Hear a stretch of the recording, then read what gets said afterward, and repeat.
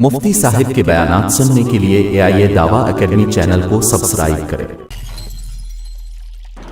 آج کا پہلا سوال ہے کہ ہم نے سنا ہے کہ میت کے گھر میں 3 دن کے تک کھانا پہنچانا چاہیے، کیا یہ شرعی بات ہے یا پھر لوگوں کی بنائی ہوئی بات ہے؟ دیکھیے نبی صلی اللہ علیہ وسلم نے فرمایا جس کے گھر میں کسی کا انتقال ہو جاتا ہے، انتقال ہو گیا، اور اگر اس کے قریب رشتہ دار اس کے گھر میں کھانا بنا کے لے جائیں یا کھانا اس کے گھر میں بنا لیں، ایک بات جو ہم نے درائج کر رکھی ہے کہ جس گھر میں انتقال ہو جائے وہاں چولہا نہیں جلنا چاہیے، یہ تو ہماری خود کی بنائی ہوئی بات ہے۔ لیکن اگر اس کے گھر میں اس کے قریب رشتہ دار 3 دن تک کھانا لے جاتے ہیں تو یہ نبی صلی اللہ علیہ وسلم کی سنت میں سے ہے، اور یہ ایک اچھا عمل ہے کہ آپ نے، ظاہر سی بات ہے جس کے گھر میں انتقال ہوتا ہے وہ غمی میں ہوتا ہے تو اس سے نہ کھایا جاتا ہے، تو اس میں یہ ہے سب سے اچھا طریقہ کہ آپ کھانا بنوائیں بھی، چاہے باہر سے بنوا لیں یا کھانا لے کے بھی جائیں اور کھائیں بھی اور کھلائیں بھی ان کو۔ اس سے کیا ہوتا ہے کہ جس کے گھر میں انتقال ہوا ہوتا ہے اس کو بآسانی ہوتا ہے، اس کے لیے آسانی ہو جاتی ہے، کوئی نہ کوئی لوگ آ جاتے ہیں کیونکہ تاکہ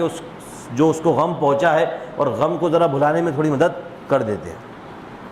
اور دوسری بات یہ ہے کہ 3 دن کے بعد بھی کچھ لوگ کہتے ہیں 7 دن تک، دیکھیے 3 دن کی بات شریعت میں موجود ہے، 7 دن کی بات، 5 دن کی بات، 10 دن کی بات، 40واں، 30واں، 22واں، 24واں جو بھی آپ نے بنا رکھا ہے وہ سب آپ نے بنا رکھا ہے، شریعت میں صرف 3 دن ہے۔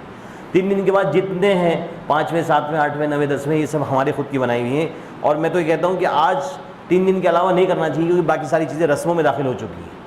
ہمیں رسم کو توڑنا ہے، ہمیں وہ کام کرنا ہے جس کا حکم شریعت میں آیا ہے، باقی سب چیزیں شریعت کے اندر نہیں ہیں، وہ ہماری خود کی بنائی ہوئی چیزیں ہیں۔ مفتی صاحب آج کا میرا سوال یہ ہے کہ رخصتی کے 4-5 دن کے بعد دلہن رشتہ دار کے یہاں جاتی ہے اور اس دلہن کی گود بھرائی ہوتی ہے، کہ یہ شرعاً صحیح ہے یا نہیں؟ یہ ہماری ایمان والوں کی، مسلمانوں کی رسم ہی نہیں ہے، یہ بھی ایک رسم ہے، یہ بھی کام بالکل صحیح نہیں ہے۔ مفتی صاحب کیا حیض و نفاس کی حالت میں روزہ نماز دونوں معاف ہوتے ہیں یا ان کی قضا کرنی پڑتی ہے؟ دیکھیے روزہ معاف نہیں ہوتا، نمازیں معاف ہو جاتی ہیں، روزے کی قضا کرنی پڑے گی۔ کیا فرض نماز جماعت سے اگر نکل جائے اس کے بعد ہم گھر پر پڑھ سکتے ہیں نہیں، یا ہمیں مسجد میں ہی پڑھنی چاہیے؟ دیکھیے یہ بات سمجھ لیجئے کہ ایک بات اس کی جملے میں کہ کوئی ایک آدمی، سب سے پہلی بات مسلمانوں کی کوشش یہ ہونی چاہیے کہ وہ مسجد میں آ کر نماز باجماعت ادا کرے۔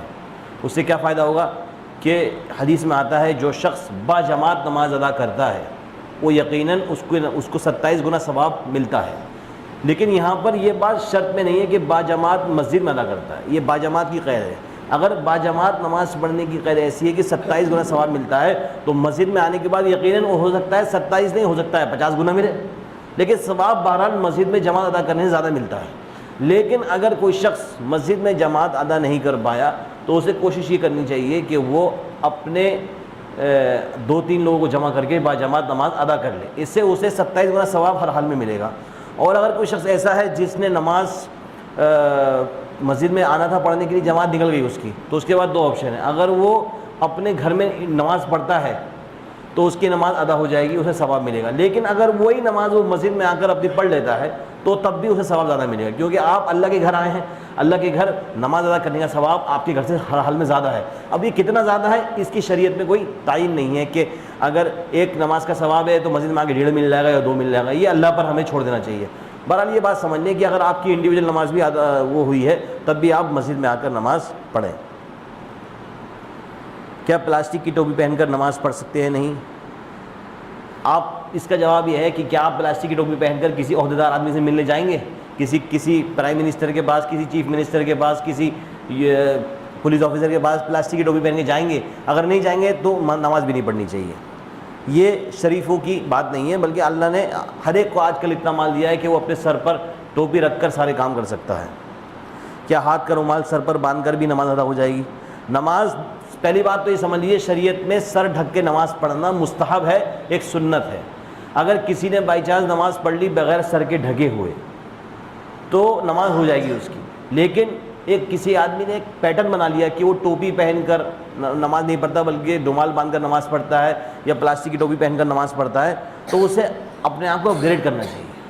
اللہ کے گھر میں آئے ہیں تو اس کے مطابق اپنی زندگی گزارنی چاہیے۔ آج کل ایک ٹوپی کی ویلیو کیا ہے آپ خود جانتے ہیں، ایک وقت اگر آپ نے کچھ غلط چیز نہیں کھائی، تمباکو، گٹکا، بیڑی کچھ بھی نہیں کھائی، تو ایک ٹوپی تو انشاءاللہ آپ جیب میں رکھ ہی سکتے، کتنی سی پتلی سی ٹوپی ہوتی ہے۔ کیا انگلی پر لعاب لگا کر قرآن پاک کے صفحے ہم الٹ پلٹ کر سکتے ہیں؟ اگر آپ کے پاس آپشن ہے تو آپ ایسے پلٹیں. یہ کر کے ہم قرآن کے اوراق کو پلٹتے ہیں, یہ ذرا ادب کے خلاف بات ہے. آپ کو نارمل آج کل ہر آدمی پڑھنا صفحہ پلٹ سکتا ہے, لیکن کچھ آپ دیکھیں گے کچھ پرانے لوگوں کے طریقے چلے آ رہے ہیں کہ وہ جب تک تھوکنے لگا ہے تب تک ان سے صفحہ پلٹتا نہیں. یہ جو باتیں ہیں یہ اس کا شریعت سے کوئی تعلق نہیں, یہ کچھ چیزیں ادب کے اندر داخل ہیں. ادب کے اندر یہی ہے کہ آپ ایسے کام نہ کریں. اللہ سے دعا کریں اللہ ہمیں آپ کو عمل کی توفیق دے. اذان دے دیجیے.